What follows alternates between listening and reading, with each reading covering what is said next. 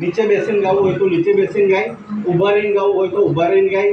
અમારા એક સાહેબ કહે છે નિકુંજભાઈ મને થોડી તકલીફ છે, હું ખુરશીમાં બેસીને ગાઈશ, તો જેમ અનુકૂળ આવે એ પ્રમાણે આપ ગાઈ શકશો.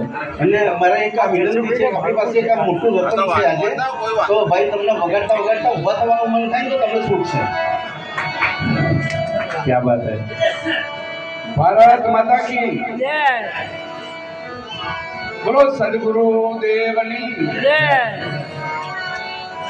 निरात नौका नाम की तामे बेची आई, पार पहुंचाड़े पलक में बोल न फेरा खाई. आबमा आवड़ी ते फूल वाड़ी वाड़ियो कोणे वावी रे लो.